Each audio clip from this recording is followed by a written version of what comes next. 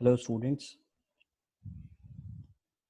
today in this video we'll learn about electrostatic potential energy. बेटा इससे पहले वाली जो हमारी वीडियो थी उस वीडियो में हम लोगों ने इक्विपोटेंशियल सरफेसेस के बारे में जाना था और हम लोगों ने एक शेल की वजह से पोटेंशियल कैसे आइडेंटिफाई करते हैं उस चीज़ के बारे में डिस्कशन किया था. In today's video we learn about electrostatic potential energy. See बेटा, what do we mean by electrostatic potential energy? सबसे पहले तो हमें ये जानना जरूरी है. So it is defined as the amount of work done in assembling the charges at their location by bringing them in from infinity. देखो बेटा, समझने की कोशिश कीजिएगा कि इसका क्या मतलब है. See, initially each and every charge is placed at infinity. What do we mean by infinity? Infinity means that no electric field is exerted on the charge particle. So what we have to do is we have to bring the charge particle from infinity. और infinity का क्या मतलब है कि वो अभी किसी भी तरीके की इलेक्ट्रिक फील्ड में प्लेस्ड नहीं है. If they are not placed in the electric field तो क्या होगा? जैसे फॉर एग्जाम्पल सपोज दो चार्जेस हैं. एक ये चार्ज है मेरे पास Q1 बेटा और ये सपोज इन्फिनिटी पे रखा है. एक ये चार्ज है Q2, ये भी सपोज इन्फिनिटी पे रखा है. मुझे Q1 और Q2 को एक पर्टिकुलर पोजीशंस पर लेकर आना है. जैसे एक पोजीशन है A और दूसरी पोजीशन है B. मतलब मुझे Q1 को इन्फिनिटी से A पर लेकर आना है और Q2 को इन्फिनिटी से मुझे B पर लेकर आना है. कहाँ से? इन्फिनिटी से. तो सपोज मैं पहले Q1 को लेकर आया, तो Q1 को जब मैं यहाँ पर लेकर आया और जब मैंने Q1 को यहाँ पर प्लेस किया तो क्या मुझे किसी भी तरीके की कोई फोर्स ऐसी थी जो मुझे रोक रही थी? कोई फोर्स नहीं है, क्योंकि भैया इसको मैं इन्फिनिटी से लेकर आ रहा हूँ और इसके आसपास का जो फील्ड है उस फील्ड में किसी भी तरीके का कोई भी और चार्ज प्लेस्ड नहीं है. जब कोई भी और चार्ज प्लेस्ड नहीं है तो इस Q1 को इस पर्टिकुलर ए पॉइंट पर लेकर आने में मुझे किसी भी तरीके का कोई वर्क डन करना ही नहीं पड़ा. क्यों? किसी भी तरीके का कोई रेजिस्टेंस नहीं था. भैया हम चलते हैं तो चलते टाइम पर हमें एनर्जी क्यों लगानी पड़ती है? क्योंकि कोई ना कोई रेजिस्टेंस होता है. अब सिंपल सी बात है, बाइक चलती है तो पेट्रोल की जरूरत क्यों पड़ती है? ताकि हम उस रेजिस्टेंस को ओवरकम कर सकें. अब यहाँ पर तो कोई रेजिस्टेंस ही नहीं है, इस चार्ज को कोई रोक ही नहीं रहा है. किसको? Q1 को. तो Q1 को हमने सबसे पहले लाकर प्लेस कर दिया. जैसे ही बेटा मैंने Q1 को लाकर प्लेस किया, अब क्या हुआ? ये Q2 को मैं लेकर आया और जब मैं Q2 को लेकर आ रहा था तो Q1 तो अब यहाँ पर A और B पॉइंट जो है वो बिल्कुल आसपास रखे हुए हैं. तो ऑब्वियस सी बात है इस Q1 की इलेक्ट्रिक फील्ड होगी जो क्या कर रही होगी? हर डायरेक्शन में लग रही होगी. मतलब ऑब्वियस सी बात है कि ये जो इलेक्ट्रिक फील्ड होगी ये इसी तरीके से लग रही होगी. जब ये इलेक्ट्रिक फील्ड इस तरीके से लग रही होगी तो जब मैं Q1 को लेकर आऊंगा तो this electric field, when we bring Q2 at point B, what will happen? Electric field due to A will oppose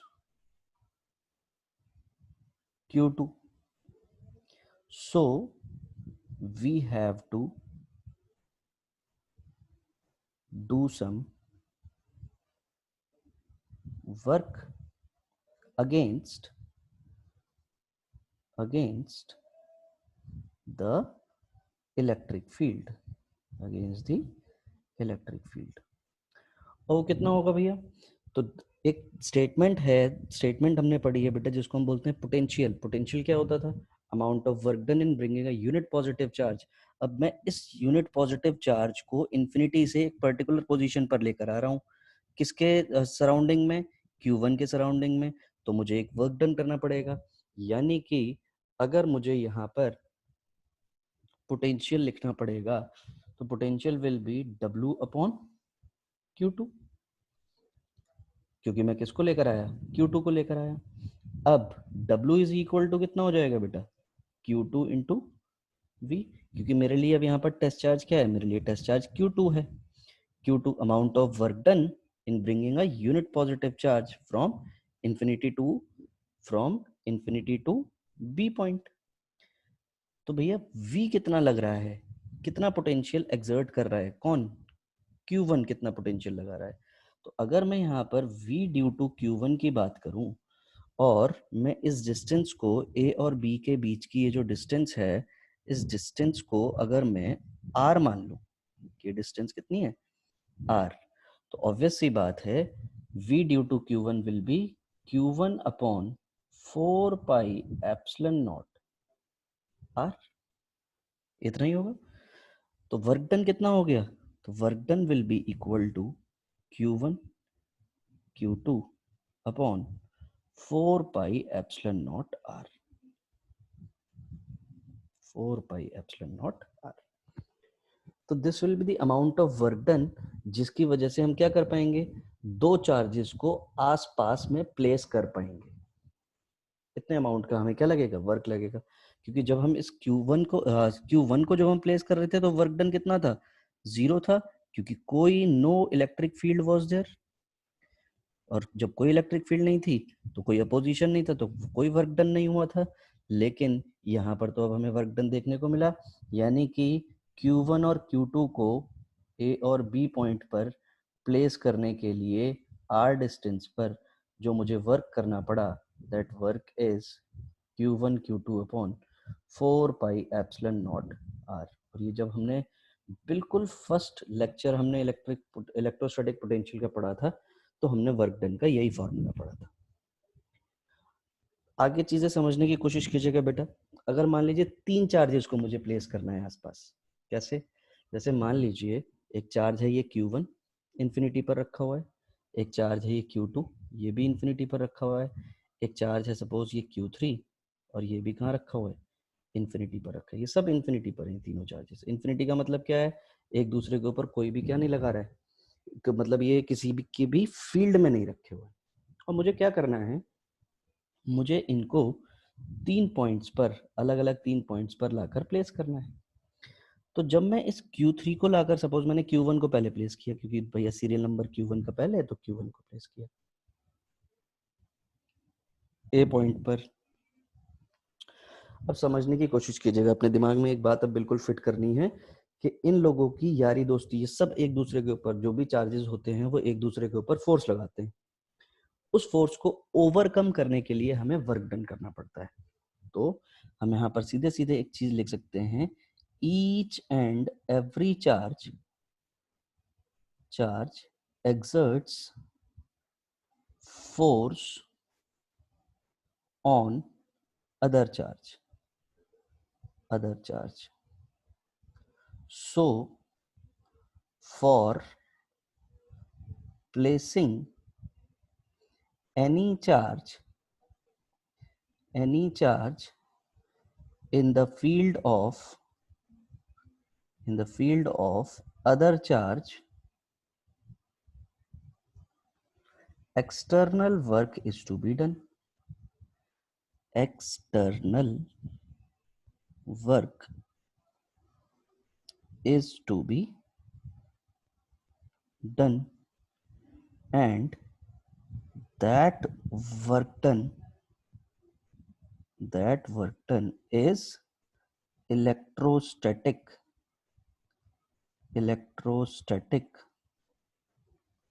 potential energy.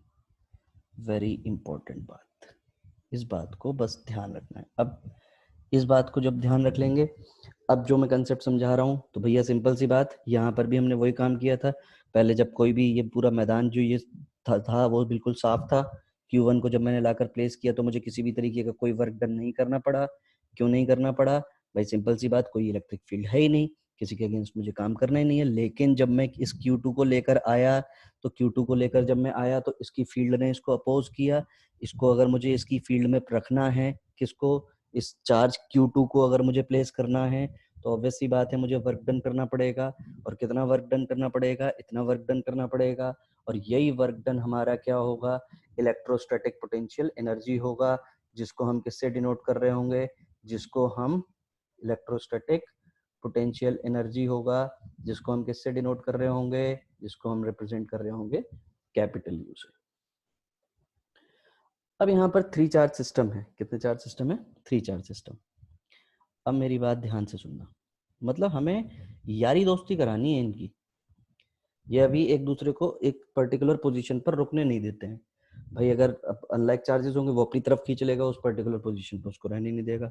Like charges होंगे तो वो रिपेल कर देगा, वो उसको उस पोजीशन पर नहीं रहने देगा। अगर उसको उस जगह पर घर बनाने देना है तो हमें करना पड़ेगा एक एक्स्ट्रा अमाउंट का वर्क, और वही जो एक्स्ट्रा अमाउंट का वर्क होगा वही मेरी इलेक्ट्रोस्टैटिक पोटेंशियल एनर्जी कहलाएगा। जैसे अब मैंने मान लो, देखो बेटा, Q1 को मैं लेकर आया, तो जब मैं यहाँ पर Q1 को लेकर आया, तो Q1 को लेकर आया तो मैंने इसको यहाँ पर प्लेस कर दिया, सपोज दिस इज Q1। तो कोई वर्क लगा क्या?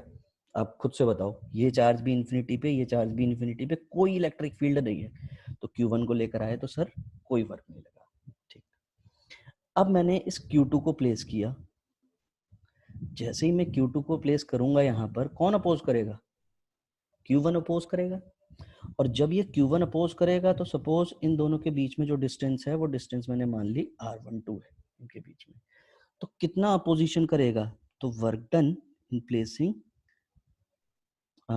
चार्ज 1 और 2 को एक साथ प्लेस करने के लिए कितना वर्क डन लगेगा? Q1, दो चार्ज सिस्टम का तो फॉर्मूला मिल गया हमें, दोनों के बीच में जो वर्क डन होगा वो इतना ही होगा, R12। बात समझ में आई? तो ये मुझे 1 और 2 को आपस में दोस्ती कराने के लिए जो वर्क लगेगा वो इतना वर्क लगेगा।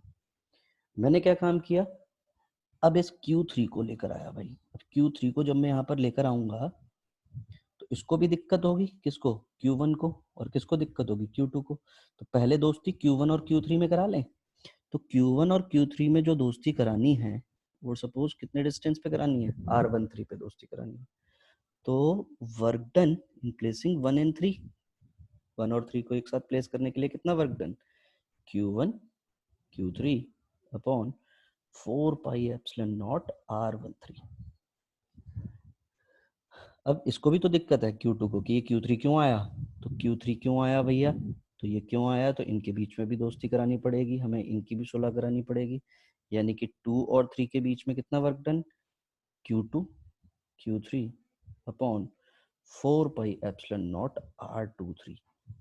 कहने का मतलब ये कि अगर ये 3 चार्ज सिस्टम को अगर मुझे प्लेस करना है तो मुझे ये 3 अमाउंट के वर्क डन मिलेंगे, 1 2। हर एक की दोस्ती हर एक के साथ होनी चाहिए। तो net work done in placing कितना हो गया? तो net work done in placing the charges, this will be W12 W13 W23। बात समझ में आई? एक और सिस्टम लेकर देखते हैं। मान लो 4 चार्जेस को प्लेस करना है। अब छोटा डायग्राम बनाएंगे। एक चार्ज है ये Q1, एक चार्ज है ये Q2, एक चार्ज है ये Q3, एक चार्ज है Q4, जो कहाँ पर है? सब ये अभी इन्फिनिटी पर है। कहाँ पर है? इन्फिनिटी पर। क्या करना चाह रहे हो? सपोज एक स्क्वायर के अबाउट प्लेस करना चाह रहे हो, रेक्टेंगल के अबाउट प्लेस करना चाह रहे हो। तो भैया जब Q1 को प्लेस किया, सपोज इसको कितना मान लें? इसको हम मान लेते हैं ये डिस्टेंस है A, ये डिस्टेंस है B, ये डिस्टेंस है A और ये डिस्टेंस है B। मतलब मैंने रेक्टेंगल एज्यूम कर लिया। तो जब मैंने Q1 को प्लेस किया कोई वर्क लगा? कोई वर्क नहीं लगा सर। Q1 को तो बड़े आराम से आप प्लेस कर सकते हो। जब मैंने Q2 को प्लेस करा तो कोई वर्क लगा? बिल्कुल सर वर्क लगेगा, इन दोनों में दोस्ती कराइए। तो कितनी दोस्ती लगेगी? Q1 Q2 upon 4 pi epsilon not B, और वो कितना हो जाएगा बेटा? This will B W12। अब तीसरे वाले चार्ज को प्लेस किया तो दिक्कत किस किस को होगी? Q1 को भी होगी, Q2 को भी होगी, दोनों के बीच में दोस्ती करानी पड़ेगी। यानी कि Q1 Q3 upon 4 pi epsilon not, Q1 और Q3 के बीच में डिस्टेंस A है। Is equal to W13। अब भैया Q2 और Q3 को भी तो दिक्कत होगी, तो इनको ज्वाइन कराना पड़ेगा, और ज्वाइन कराएंगे तो ये डिस्टेंस कितनी आ जाएगी, under root of a square plus b square, यानी कि W23 देखना पड़ेगा। तो Q2 Q3 upon 4 pi epsilon not, और ये कितना आ गया, root a square plus b square. अब क्या हुआ, अब मैंने Q4 को भी प्लेस किया, तो जैसे ही मैंने Q4 को प्लेस किया यहाँ पर, इन तीनों को दिक्कत हो गई। किन तीनों को दिक्कत हो गई भाई साहब, इसको भी दिक्कत हो गई, इसको भी दिक्कत हो गई, और इसको भी दिक्कत हो गई। तो तीनों की दोस्ती Q4 से करानी पड़ेगी, और Q4 से तीनों की दोस्ती कराने के लिए सपोज सबसे पहले मैं Q1 और Q4 की कराते हैं, तो Q1 और 4, यानी कि वो कितना हो जाएगा, Q1 Q4 upon 4 pi epsilon not, ये डिस्टेंस कितनी है, रूट, समझदार लोग हैं आप लोग, a square plus b square. अब दोस्ती किस किस के बीच में करानी, Q2 और Q4 के बीच में, तो 2 और 4 के बीच में दोस्ती, यानी कि Q2 Q4 upon 4 pi epsilon not, और ये डिस्टेंस कितनी है, a है। अब किसके बीच में दोस्ती रह गई, 4 और 3 के बीच में, तो 3 4, यानी कि Q3 Q4 upon 4 pi epsilon not, और ये डिस्टेंस कितनी हो गई, b हो गई बेटा। तो अगर मुझे इन 4 चार्जेस को प्लेस करना है तो टोटल कितने वर्क करने पड़ेंगे, 6 वर्क करने पड़ेंगे। देखो हर एक की दोस्ती हर एक के साथ हो रखी है, 1 की 2 के साथ, 1 की 3 के साथ, 2 की 3 के साथ, 3 की 4 के साथ, 2 की 4, कोई भी नंबर आपके दो कॉम्बिनेशन आपके दिमाग में आएंगे तो वो सारे कॉम्बिनेशन आपको दिखाई देंगे। सर ये कैसे पता करेंगे कि कितने कॉम्बिनेशन होंगे, तो बेटा अगर आप मैथ्स के स्टूडेंट हैं तो NC2 वाला फॉर्मूला अप्लाई करिएगा, जितने भी नंबर ऑफ चार्जेस होंगे वो हो गया आपका n, और 2 का कॉम्बिनेशन, तो उतने पेयर्स बनेंगे। बायो वाले बंदे बस 12th स्टैंडर्ड में अभी आपको यही 3 सिस्टम्स आपको देखने को मिलेंगे बेटा, कि अगर सिर्फ 2 चार्जेस को अगर आपको प्लेस करना है तो आपको इसी तरीके से प्लेसिंग होगी आपकी, कि सीधा सीधा एक ही वर्क डन होगा। अगर 3 सिस्टम ऑफ चार्जेस होंगे तो 3 वर्क आएंगे भैया, तीनों की अलग अलग दोस्ती करानी पड़ेगी, और अगर 4 सिस्टम होंगे तो इन सब का वर्क डन, और ये नेट वर्क डन कितना हो जाएगा, W नेट, और यही आपकी पोटेंशियल एनर्जी भी है, इलेक्ट्रोस्टैटिक पोटेंशियल, यही आपका वर्क डन भी है।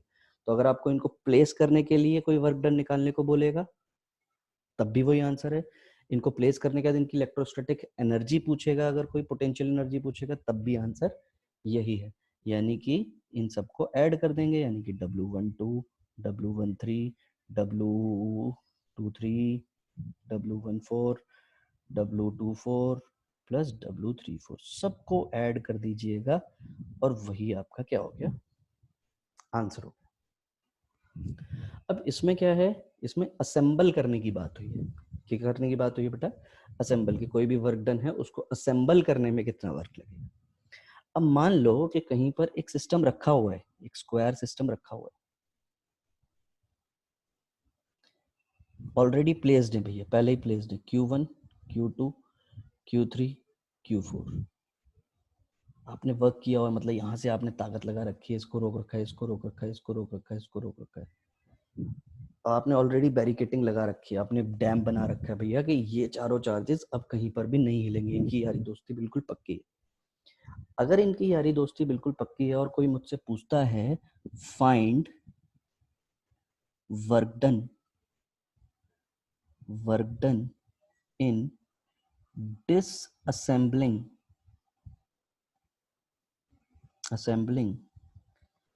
the system of charges, तब क्या करेंगे आप, अरे सर कुछ नहीं करेंगे, जितना असेंबल करने में वर्क डन लगा उतना ही डिसअसेंबल करने में वर्क डन लगा, यानी कि डिसअसेंबल करने के लिए भी जो वर्क डन होगा that will be W net, और वो W नेट किसके बराबर होगा, इसी के बराबर होगा। तो कहने का मतलब ये कि work done in assembling the system,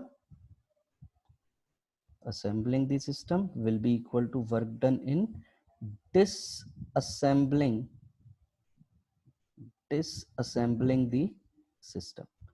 तो अगर आपसे कोई असेंबल करने के लिए बोले, या कोई सिस्टम ऑलरेडी आपका बना बनाया हो, बोले कि डिसअसेंबल कर दिए करना है इसको, तो कितना वर्क डन लगेगा, या कितनी इलेक्ट्रोस्टैटिक पोटेंशियल एनर्जी होगी, तो भैया सिंपल वही काम करना है आपको जैसा आप दो सिस्टम है, दोनों चार्जेस को अपने पास में प्लेस करने में जितना वर्क लगा उतना ही उनको इन्फिनिटी पर भेजने में वर्क डन लगेगा। 3 चार्जेस के एक सिस्टम बनाने में जो आपको वर्क डन लगा उतना ही उसको डिसअसेंबल करने में वर्क डन लगेगा। ऐसे ही 4 चार्जेस के सिस्टम को जितना वर्क डन बनाने में लगा है उतना ही उसको डिसअसेंबल करने में आपका वर्क डन लगेगा।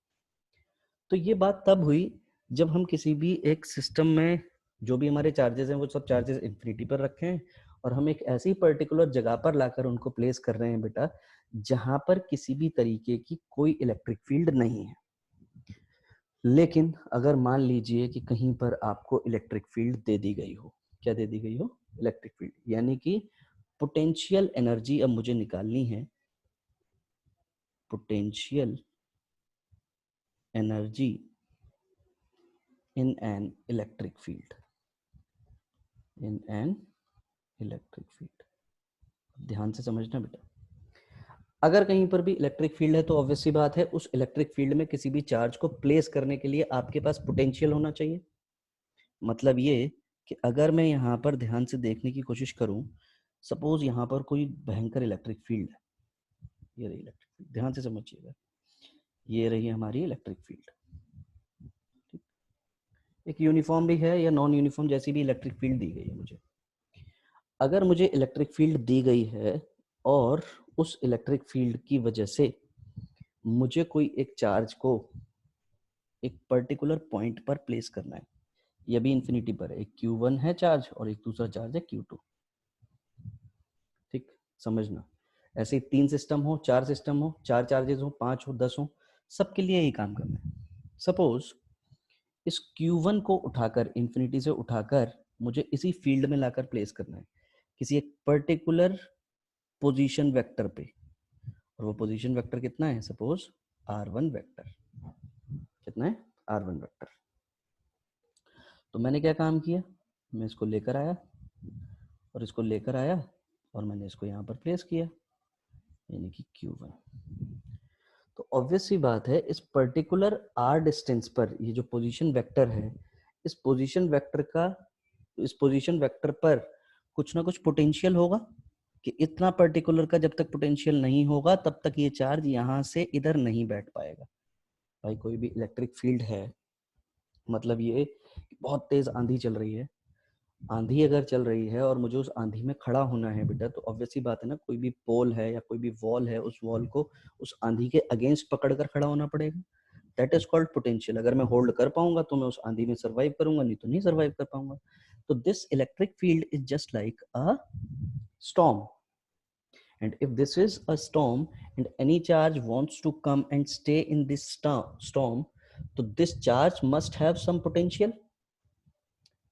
How much potential is required? तो वो पोटेंशियल मुझे कौन बताएगा? वो पोटेंशियल मुझे इस पर्टिकुलर पॉइंट पर जो भी पोटेंशियल होगा, यानी कि Q1 को सरवाइव करना है।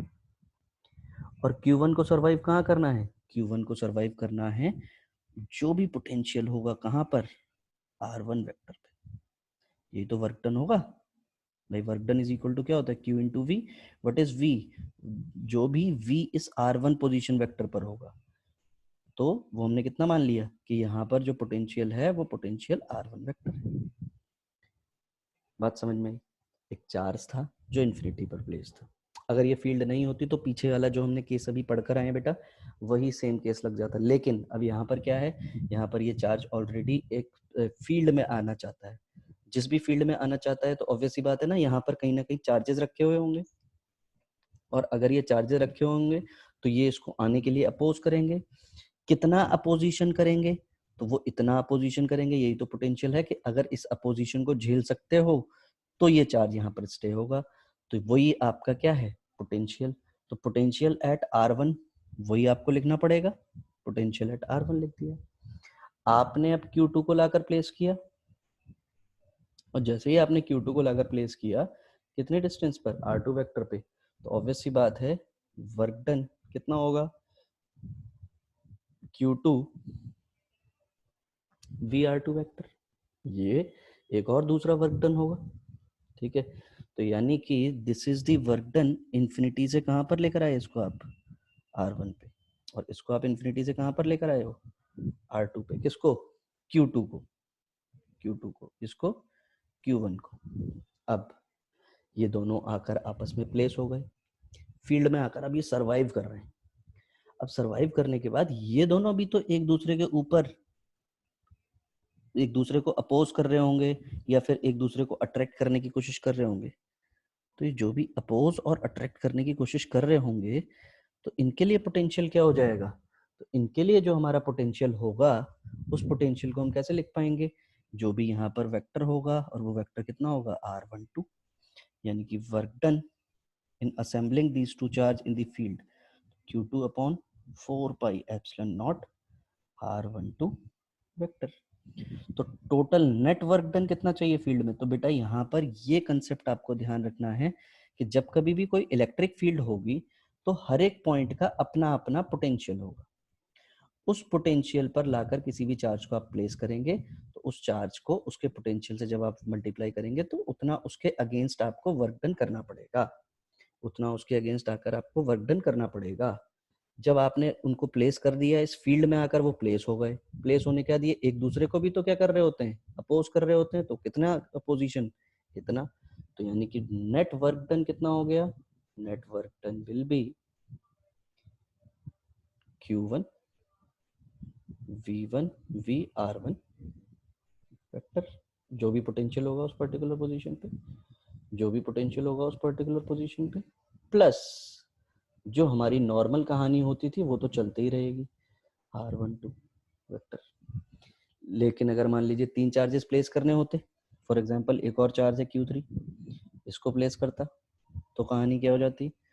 W इंफिनिटी से R3, देख लो कितना आसान हो गया, Q3 और V जो भी इस पर्टिकुलर पोजीशन पे पोटेंशियल होगा।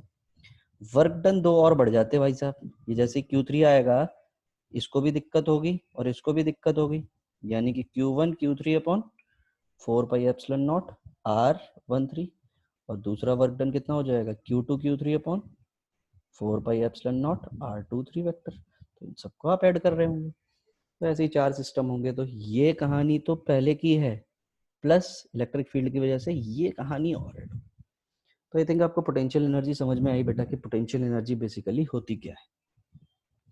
तो potential energy without the field आपकी इस तरीके से आप फाइंड कर सकते हैं। और अगर कहीं पर भी इलेक्ट्रिक फील्ड होगी तो आपको समझ में आया कि हाँ भाई इलेक्ट्रिक फील्ड है तो ऑब्वियस सी बात है वहाँ कोई ना कोई चार्ज होगा, और उस चार्ज की फील्ड में किसी भी दूसरे चार्ज को प्लेस करेंगे तो हर एक पॉइंट पर एक पर्टिकुलर पोटेंशियल होगा। उस पोटेंशियल को ओवरकम करना पड़ेगा, उसके अगेंस्ट काम करना पड़ेगा। It is defined as the amount of work done in bringing a unit positive charge from infinity to that point against the electrostatic field. तो वही हमें काम यहाँ पर करना था। तो ये हमें इतना इतना वर्क डन मिला। इन सारे के सारे वर्क डन को आप ऐड कर देंगे तो वही आपको क्या मिल जाएगा? पोटेंशियल एनर्जी मिल जाएगी इलेक्ट्रिक फील्ड में। तो हम ये पोटेंशियल एनर्जी इलेक्ट्रिक फील्ड में भी निकाल सकते हैं और पोटेंशियल एनर्जी हम नॉर्मली भी निकाल सकते हैं। एक क्वेश्चन है जो कि आपकी एनसीईआरटी का है। अब कैसे क्वेश्चन कैसे मिलेगा? जैसे suppose determine the electrostatic potential energy of the system consisting of 2 charges. 2 charge दिए हैं और वो 2 चार्जेस कौन कौन से दिए हैं आपको? वो 2 चार्जेस आपको दिए हैं, एक तो ये 7 माइक्रोकूलम, एक -2 microcoulomb with no external field. देख लो भैया, पहला वाला केस है ये, दूसरा वाला केस नहीं है, फील्ड की बात नहीं कर रहा है। कौन कहाँ कहाँ प्लेस्ड है? एक -9 सेंटीमीटर पे प्लेस्ड है, यानी कि मैं ऐसे बना लूँ, ये बेटा हो गया -900। चार्ज कितना है? 7 माइक्रोकूलम। दूसरा कितना हो गया? 900। और कितना चार्ज है? -2 माइक्रोकूलम। पोटेंशियल एनर्जी निकालने को बोल रहा है। How much work is required to separate the 2 charges infinitely away from each other. अच्छा, पहले तो इलेक्ट्रोस्टैटिक पोटेंशियल एनर्जी निकालने को बोल रहा है। अच्छा, पोटेंशियल एनर्जी कैसी क्वांटिटी? स्केलर क्वांटिटी होती है। स्केलर क्वांटिटी होती है तो energy U will be equal to, दोनों चार्जेस को प्लेस करना है तो दोनों चार्जेस के बीच में जो डिस्टेंस आ रही है वो 18 सेंटीमीटर दिख रही है आपको, क्योंकि ये तो कोऑर्डिनेट दिया है, एक -9 एक +9 है, बीच में होगा ओरिजिन, तो 9 इधर और 9 इधर, 18, यानी कि 7 × 10⁻⁻6। फॉर्मूला क्या होता है? फॉर्मूले की अगर हम बात करें, इरेजर ले लेते हैं, इसको मिटा देते हैं। अब फिर से अपना पेन ले लेते हैं, यानी कि Q1 Q2 upon 4 pi epsilon naught R. Q1 कितना 7 into 10 to the power -6। Q2 कितना -2 into 10 to the power -6। 4 pi epsilon naught कितना 9 इंटू 10 टू द पावर 9 होता है सर। और R की वैल्यू कितनी 18, यानी कि 18 इंटू 10 टू द पावर -2। तो 18 मतलब ये और ये और ये खत्म, यानी कि ये 10 टू द पावर 9 था।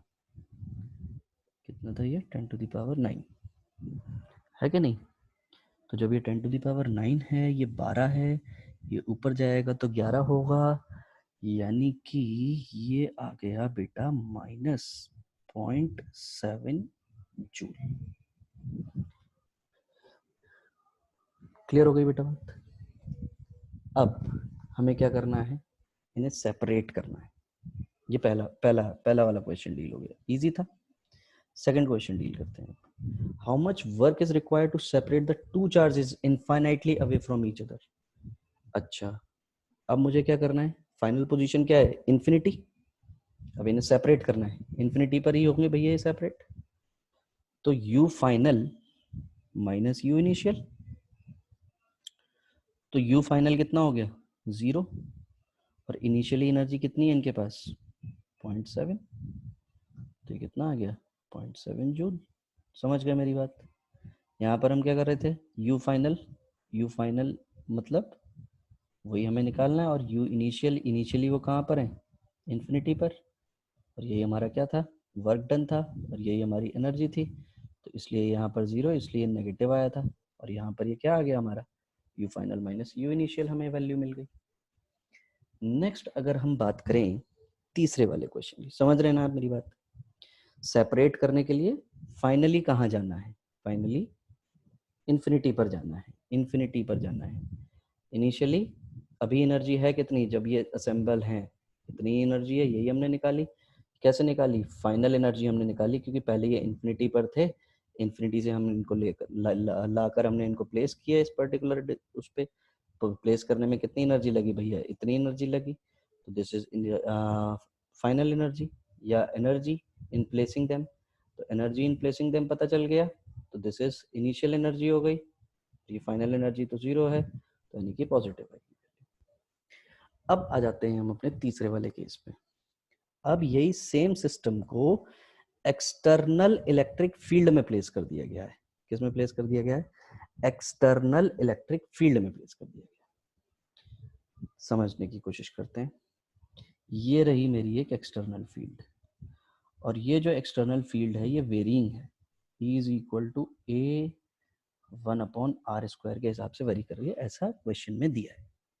और ए की वैल्यू भी दी है, वो हम बाद में देखेंगे। हम सिर्फ कंसेप्ट समझते हैं, बाकी तो मैथमेटिक्स की कैलकुलेशन होती है, प्लस माइनस डिवाइड मल्टीप्लाई होता है बेटा। अब मुझे क्या काम करना है, मुझे इसी सिस्टम को प्लेस करना है। ये देखो, ये -9,0,0,0, ये है मेरा 9,0,0,0, ऐसे ही प्लेस करना है। तो अब मेरी बात जरा समझने की कोशिश कीजिएगा। मुझे ये ओरिजिन है, अगर ये मेरा ओरिजिन है तो सबसे पहले तो इस चार्ज को यहाँ पर प्लेस करने में कितने अमाउंट के चार्ज को 7 microcoulomb, 7 microcoulomb, this is -2 microcoulomb. तो 7 माइक्रोकूलम चार्ज को प्लेस करने में कितना वर्क डन लगा होगा, तो कितना वर्क डन लगा होगा, तो work done in placing 7 microcoulomb. तो भैया वर्क डन जो लगा होगा, उस वर्क डन के लिए मुझे पोटेंशियल चाहिए होगा, और E की वैल्यू कितनी दी हुई है मेरे को, A1/r², इतना ही दिया मुझे। तो E इज इक्वल टू क्या -dv/dr होता था, तो क्या dv is equal to -edr हो जाएगा। अरे क्या इसको इंटीग्रेट करना पड़ेगा, अरे क्या ये A/r² dr हो जाएगा, अरे क्या ये A/r हो जाएगा। सॉल्व करके देखिएगा बेटा, ये आपको A/r मिलेगा, x to the power n dx, x का मतलब r to the power -2 into D R, यही तो इंटीग्रेट करना है, ये तो कांस्टेंट है। तो कितना आएगा -1/r। नहीं मिला, बिल्कुल सही। तो ये आ गया मेरा पोटेंशियल।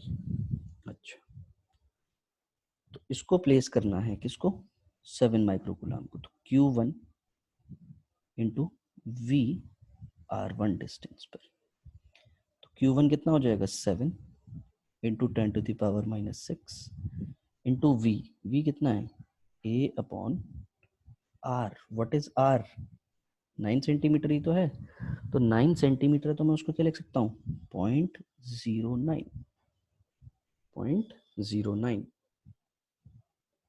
क्लियर हो गई बात। दूसरा, work done in placing -2 microcoulomb. तो this will be Q2 into VR2।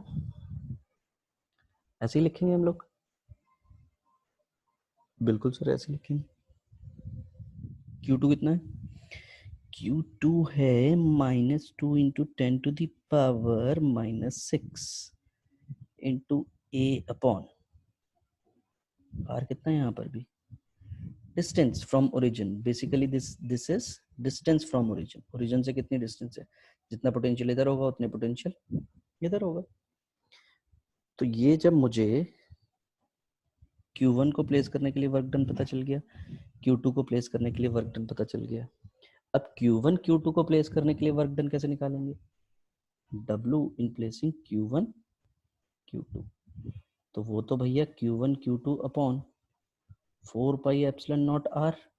और ये तो शायद मैं निकाल चुका हूँ, कितना 0.7 जूल था, वो भी नेगेटिव साइन के साथ। तो ये वैल्यू तो मुझे -0.7 जूल ऑलरेडी मिल गई थी। बस इन दोनों वैल्यूज को सॉल्व कर लेंगे हम। और जब हम इन दोनों वैल्यूज को सॉल्व करेंगे तो ये मुझे मिलेगा 70 और ये मुझे मिलेगा 50, सॉरी 20। तो 70 -20 -0.7, 70 -20 -0.7 कितना आ गया भाई, 50.7, यानी कि 49.3 जूल की एनर्जी चाहिए। सॉल्व करके देखिएगा। मेरे को तो ये आंसर याद था, इसलिए मैंने यहाँ पर डायरेक्टली आपको लिख कर दे दिया, क्योंकि ए की वैल्यू जब आप प्लेस करेंगे, ए की वैल्यू कितनी 9 इंटू 10⁵। तो ए की वैल्यू जो है वो है 9 इंटू 10⁵, इतनी तो है। यानी कि ये आपको सॉल्व करेंगे तो ये देखो, मतलब ये 10⁻⁻2 और ये ऊपर जाएगा तो 10⁻7 हो जाएगा, और ये 10⁻6 है, 70 बचेगा। बिल्कुल सेम वही काम यहाँ पर है। तो ये आंसर हो जाएगा।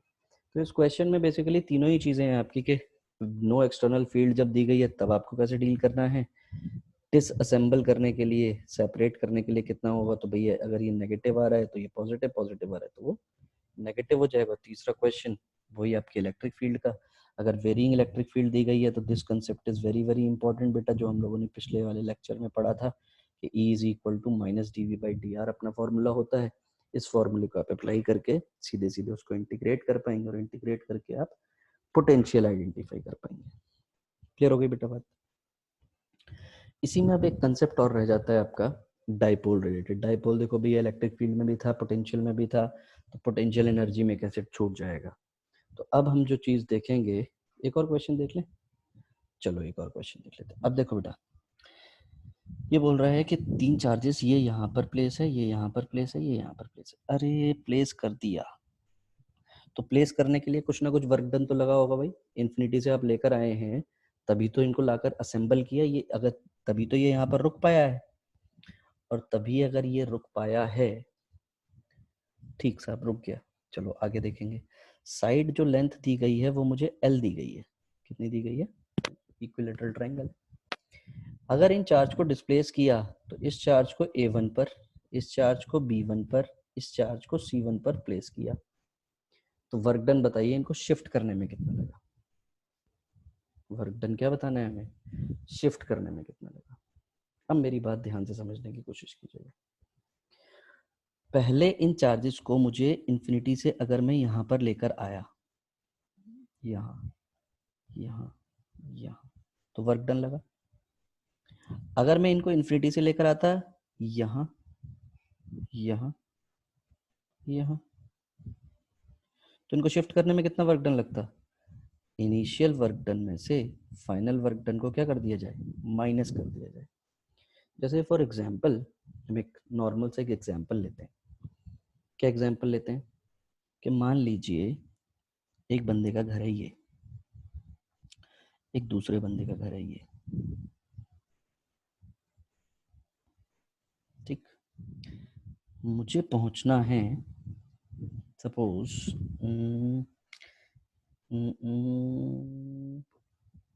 एक सेकेंड,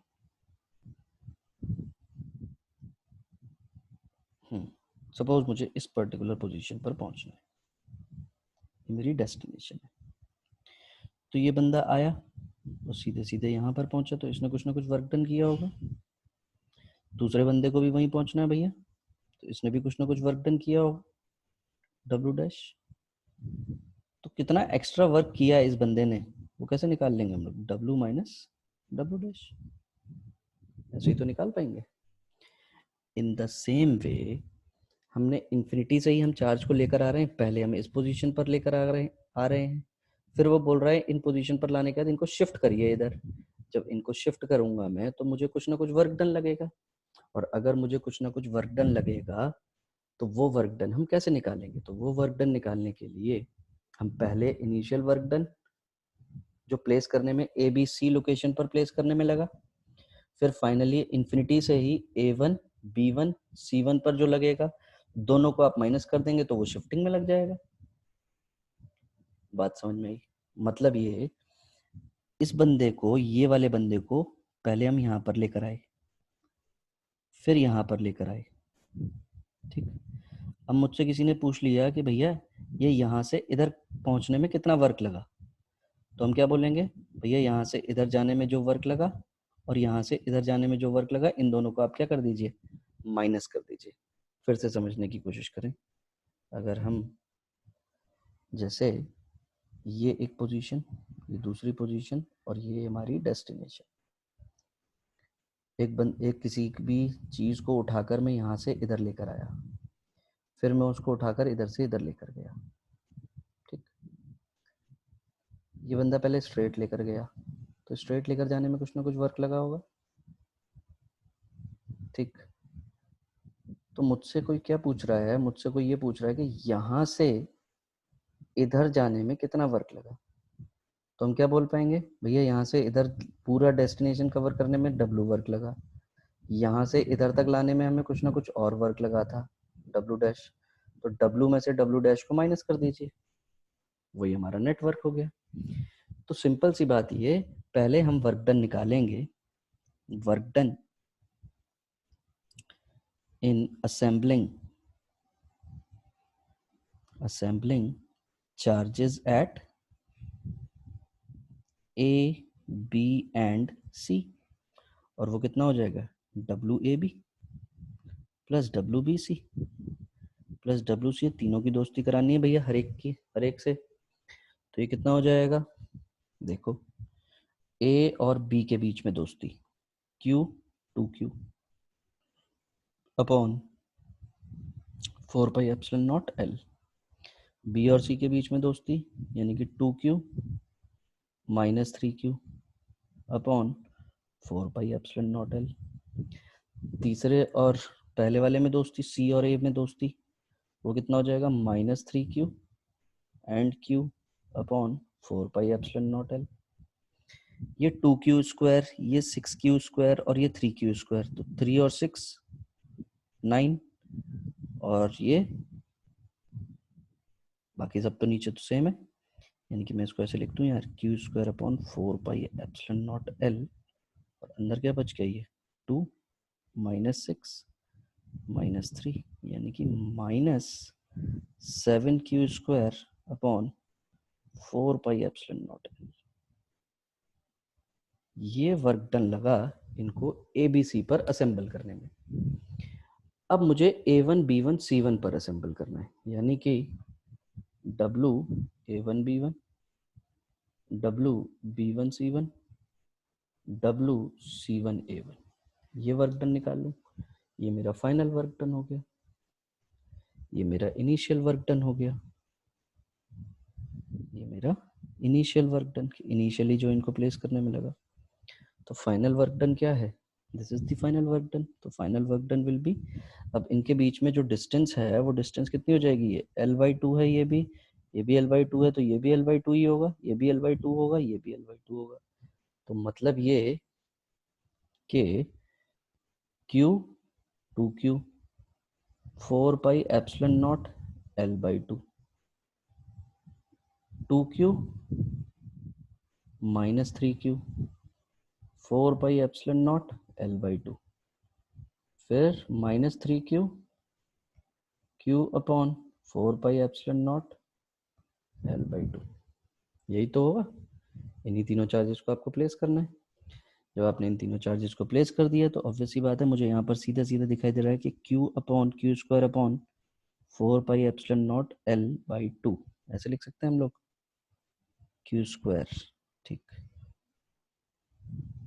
Q², और अंदर कितना बच जाएगा, 2 - 6 - 3, तो ये हो गया -14 Q²/4πε0 L।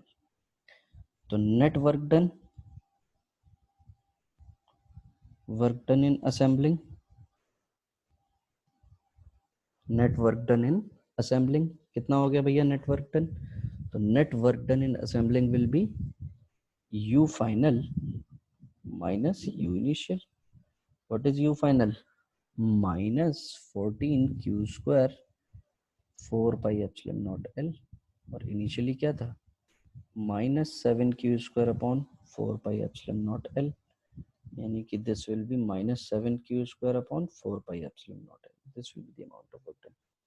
तो एक पोजीशन से दूसरी पोजीशन में शिफ्ट करने में कितना वर्क डन लगेगा, तो इनिशियली जो पोजीशंस हैं वहां का मैंने वर्क डन निकाल लिया, और फाइनली जो पोजीशन है वहां का मैंने वर्क डन निकाल लिया, दोनों को एक दूसरे से माइनस कर दिया। तो ऑब्वियस सी बात है, मुझे क्या मिल गया, मुझे वर्क डन पता चल गया कि नई लोकेशन पर शिफ्ट करने में कितना वर्क डन लगेगा।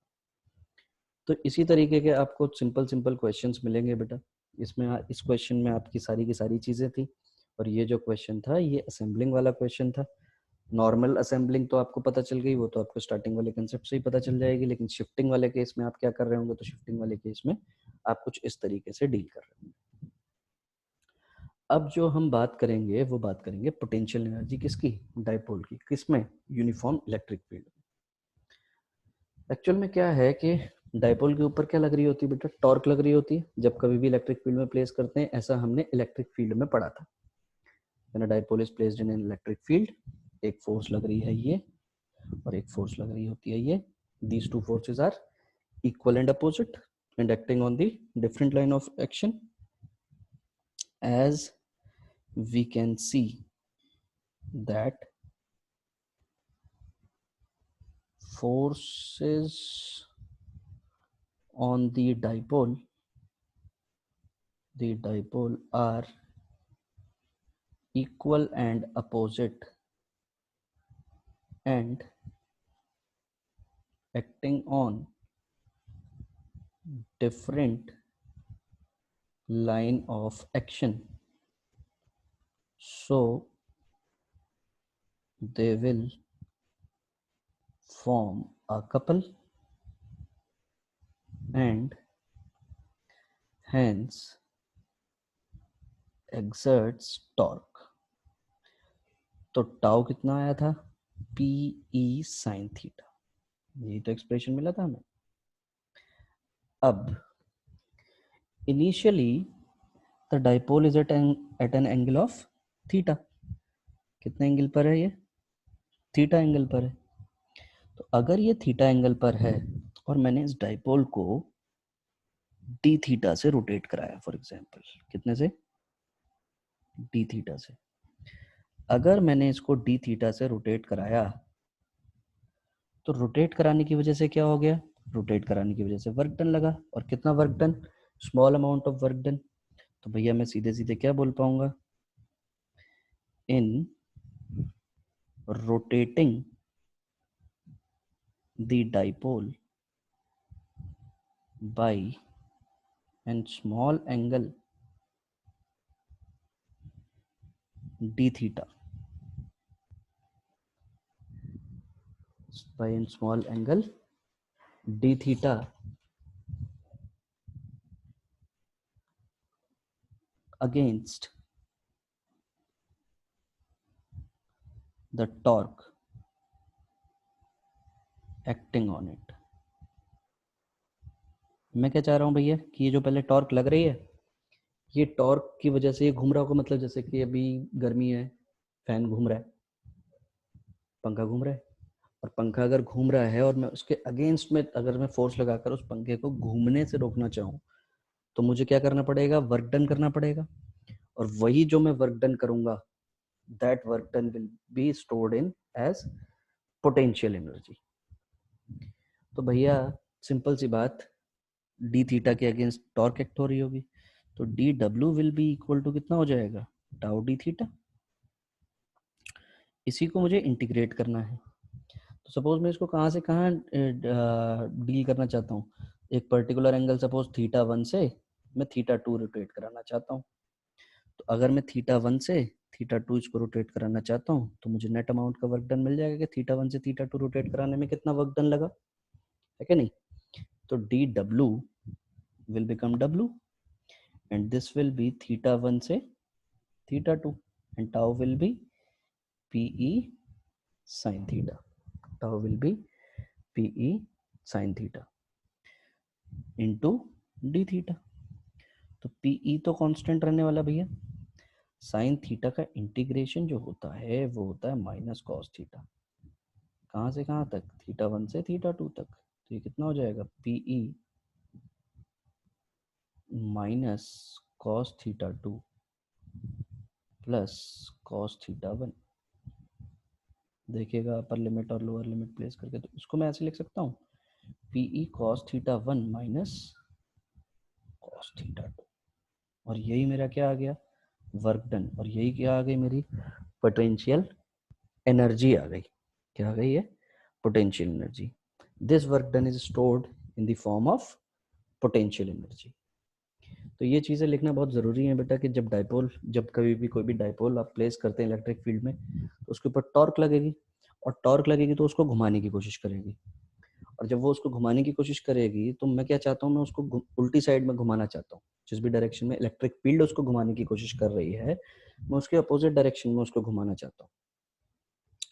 तो मैं कहाँ से कहाँ घुमाना चाहता हूँ, सपोज थीटा 1 से थीटा 2 घुमाना चाहता हूँ। जब मैं उसको थीटा 1 से थीटा 2, इसीलिए देखो ये वाली जो फोर्स है ये इसको इस डायरेक्शन में घुमा रही होगी, ये इधर घुमा रही होगी, मतलब इसका रोटेशन ऐसा, और मैं इसको किस डायरेक्शन में रोटेट करना चाह रहा हूँ, इस डायरेक्शन में रोटेट करना चाह रहा हूँ। तो अगेंस्ट दी टॉर्क रोटेट करना चाह रहा हूँ, तो ऑब्वियस सी बात है वही जो हमारा वर्क डन होगा, वही हमारा पोटेंशियल एनर्जी के फॉर्म में क्या हो जाएगा, स्टोर्ड हो जाएगा। अब यहाँ पर सर थीटा 1 से थीटा 2 आपने रोटेट करा दिया, ठीक। अगर मुझसे कोई पोटेंशियल एनर्जी किसी एक सिंगल एंगल पर पूछे कि सर 30 डिग्री पर पोटेंशियल एनर्जी कितनी होगी उस डायपोल के पास, कि अगर मान लो वो डायपोल 30 डिग्री पर रोटेट हो गया, तो उसके पास कितनी पोटेंशियल एनर्जी होगी, मुझे कितनी एनर्जी लगानी पड़ेगी अगेंस्ट दी टॉर्क, वो कैसे निकालेंगे।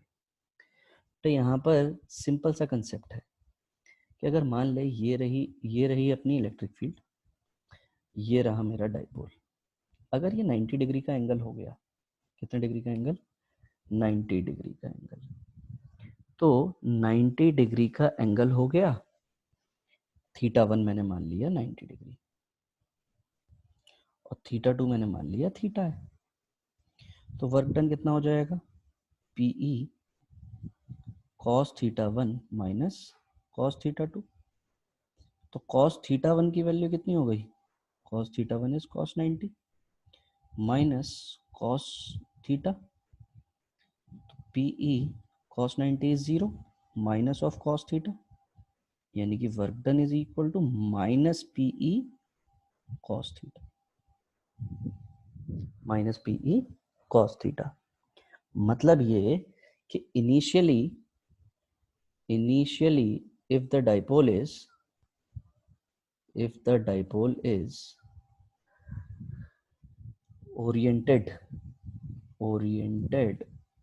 perpendicular to the electric field, perpendicular to the electric field, and then oriented at certain angle theta, तो हमें ये वर्क डन मिलेगा। तो मैंने पहले क्या अज्यूम कर लिया कि ये सपोज 90 डिग्री का एंगल बना रहा है, क्योंकि मुझे दिख रहा था बेटा यहाँ पे 90 डिग्री के केस में हमें वो वर्क डन कितना मिलने वाला है, 0। तो जब कभी भी मेरा डाइपोल 90 डिग्री में प्लेस होगा तो वहां पर मुझे कितना वर्क डन करना पड़ेगा, 0 वर्क डन करना पड़ेगा। और थीटा एंगल पर कितना वर्क डन करना पड़ेगा, इतना वर्क डन करना पड़ेगा, यानी कि this work done will be equal to potential energy, और वो कितना हो जाएगा, माइनस पीई कॉस थीटा हो जाएगा। तो जब कभी भी सिंगल एंगल या एब्सोल्यूट एंगल की बात होगी तो उस केस में मेरे पास जो फॉर्मूला होगा वो होगा PE cos theta with negative sign, भूलना नहीं है। तो अब दो एंगल्स होंगे कि 30 डिग्री से 60 डिग्री रोटेट कराया या फिर 30 डिग्री से 150 डिग्री रोटेट कराया, तो in that case we have to use PE cos theta 1 minus cos theta 2. If somebody asks me about the potential energy of the dipole in an electric field at an angle, for example सिर्फ 30 degree पर पूछा, तो single angle के लिए ये formula use करना है, single angle और instantaneous position. We can say instantaneous position का मतलब कि पर्टिकुलर इंस्टेंट पर, जैसे किसी ने सिर्फ 30 डिग्री पर पूछा, 60 डिग्री पर पूछा, 90 डिग्री पर पूछा, 180 डिग्री पर, किसी भी एक पर्टिकुलर एंगल पर पूछा, तो उस केस में हमारी जो पोटेंशियल एनर्जी होगी वो होगी माइनस पीई कॉस थीटा। और किसी के रिलेशन में पूछा या रिलेटिव के टर्म्स में पूछा कि थीटा 1 से थीटा 2 रोटेट कराया, तो उस केस में आपकी एनर्जी क्या होगी, तो उसके लिए U is equal to PE cos theta 1 minus cos theta 2 use करना है। अब यहाँ पर दो तरीके की चीजें होती हैं। यह क्या है, पोटेंशियल एनर्जी, तो U इज इक्वल टू मुझे मिल गया माइनस पीई कॉस थीटा। हम तो भैया एब्सोल्यूट वैल्यू की बात कर रहे हैं। भाई कोई भी चीज स्टेबल कब हुआ करती थी, देखो बेटा समझने की कोशिश कीजिएगा। ये सपोज एक पहाड़ है, एक बंदा यहाँ पर खड़ा है, एक बंदा यहाँ पर खड़ा है, कौन ज्यादा स्टेबल? भाई इस बंदे को अगर थोड़ा सा भी आपने डिस्टर्ब करा तो ये तो अपनी जान से हाथ धो बैठेगा, और इस बंदे को अगर आप डिस्टर्ब करेंगे तो ये अपनी जान से हाथ नहीं धोएगा, दोबारा से अपने आप को स्टैटिक बना लेगा। तो इफ, ध्यान रखेंगे, if potential energy is maximum, potential energy is maximum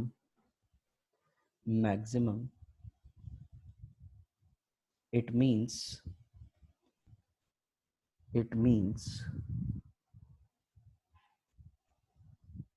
the position is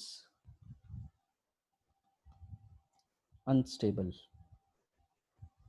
or the system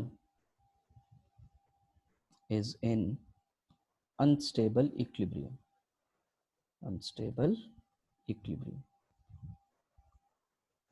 तो बताइएगा भैया इसकी वैल्यू मैक्सिमम कब होगी?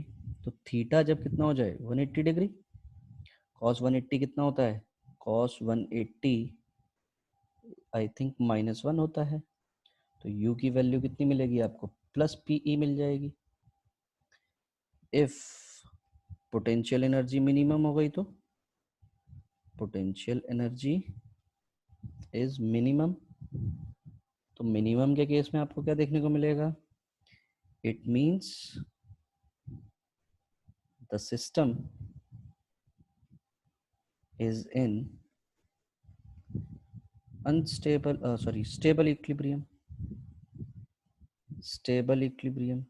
तो स्टेबल इक्विलिब्रियम कब मिलेगा आपको, जब थीटा की वैल्यू कितनी हो जाएगी 0 डिग्री, तभी तो u की वैल्यू आपको माइनस पीई मिलेगी, और इससे छोटी वैल्यू मिल नहीं सकती, माइनस पीई सबसे छोटी वैल्यू होगी। ठीक, जीरो एनर्जी की पोजीशन क्या होगी, जीरो एनर्जी, कोई एनर्जी नहीं है, वो तो भैया थीटा 90 डिग्री पर होगी, कि u की वैल्यू कितनी मिल जाए आपको, 0 मिल जाए।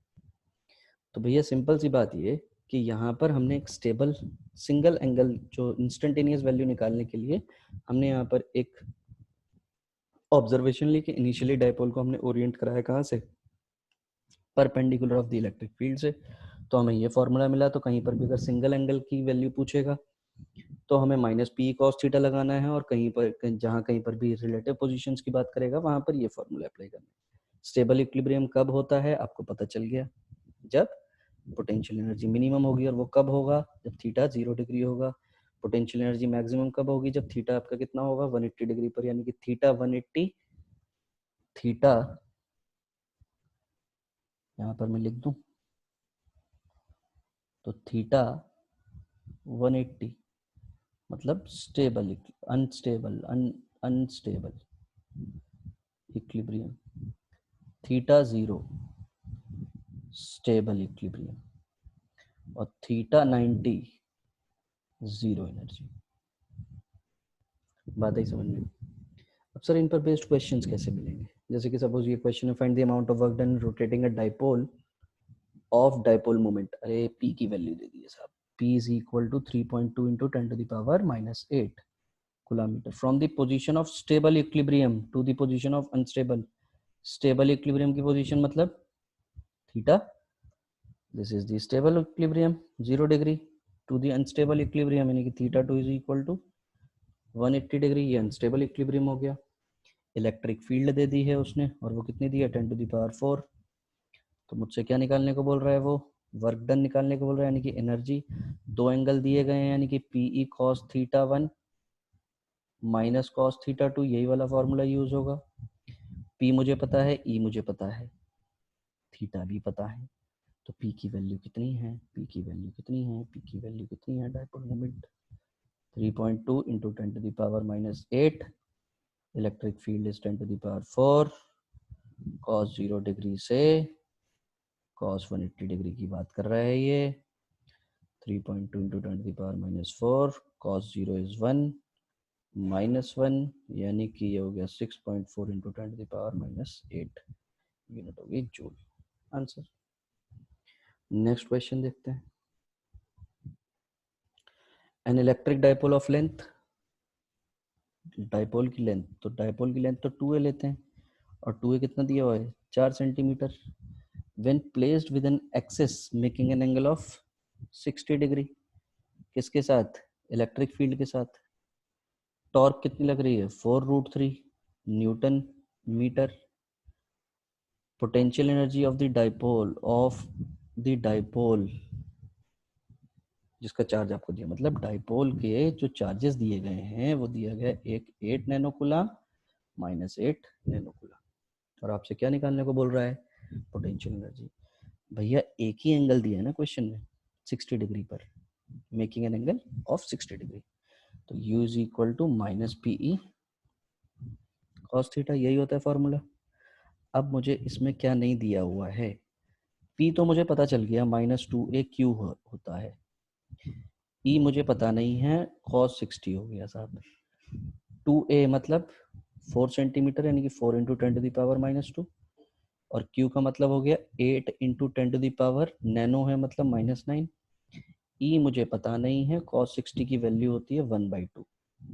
e की वैल्यू के लिए टॉर्क दे दी है उसने, एक्सपीरियंस, तो टाउ इज इक्वल टू क्या हो जाएगा, पीई साइन थीटा।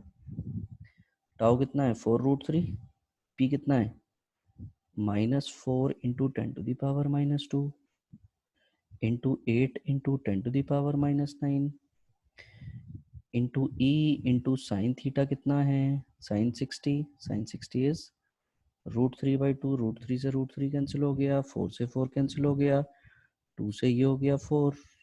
ई की वैल्यू कितनी आ गई यहाँ से, दिस इज, ये मैंने माइनस साइन क्यों लगाया, सॉरी, दिस विल बी 4, यानी कि 1/4 इंटू 10 टू द पावर 11, यानी कि मैं इसको क्या ले सकता हूँ, मैं इसको लिख सकता हूँ 4 10 टू द पावर, तो ये हो जाएगा 10 टू द पावर -11 था, तो 10 टू द पावर 11/4, यानी कि 2.5। इसको मैं ऐसे लिख सकता हूँ 10 इंटू 10 टू द पावर 11/4, तो ये जाएगा बेटा 2.5, यानी कि ये कितना आ गया 2.5 इंटू 10 टू द पावर 10। ये वैल्यू यहाँ पर रख देंगे, एनर्जी आ जाएगी with negative sign.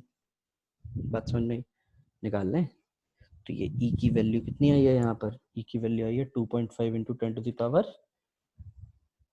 2.5 into 10 to the power 10 मिली है हमें वैल्यू, ऐसी तो मिली है हमें वैल्यू, और हमसे क्या पूछ रहा है, वो क्या निकालने को बोल रहा है? हमें निकालने को बोल रहा है E, तो U is equal to minus P E cos theta minus P कितना है 4 into 10⁻⁻² into 8 into 10⁻⁻9 into E की वैल्यू कितनी आई है? ई की वैल्यू आई है 2.5 इंटू 10⁻10 और कॉस थीटा कितना है? कॉस थीटा 60 डिग्री यानी कि 1/2। तो ये देखो 2 टाइम्स हो गया। अब इसी को 2 8 16, इन्हीं सबको आपको मल्टीप्लाई कर लेना है। मल्टीप्लाई करके आपको आंसर मिल जाना है। तो आंसर जो आएगा वो आंसर कितना आएगा? 8 2 16, 16 2 32, 8 2 16, ये 8 11 10⁻⁻² इंटू 10⁻⁻1 इंटू 2.5, यानी कि हो गया -2 इंटू 0.25,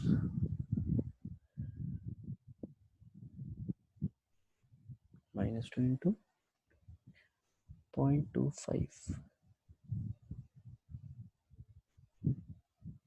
यानी कि ये वैल्यू आपको मिल जाएगी 25.5, नेगेटिव साइन 0.5। ठीक बेटा, तो ये हमारे कुछ न्यूमेरिकल्स थे और कुछ एक डेरिवेशन था और बहुत ही इम्पोर्टेंट कंसेप्ट आज हम लोगों ने पोटेंशियल एनर्जी के बारे में देखा। और यहाँ पर जो भी आपकी पोटेंशियल एनर्जी है वो सिंपल सी बात कंजर्वेटिव होती है। कैसी होती है? कंजर्वेटिव। तो यहाँ पर potential energy is conservative in nature, तो कंजर्वेटिव। ठीक, तो इतनी सी चीज़ें आप ध्यान रखेंगे। बाकी कोई भी डाउट, कोई भी समस्या उत्पन्न होती है तो उसके बारे में आप बताइएगा मुझे, ठीक है? बाकी हम लोग अब जो नया टॉपिक हमारा शुरू होगा that will be capacitor. Thank you.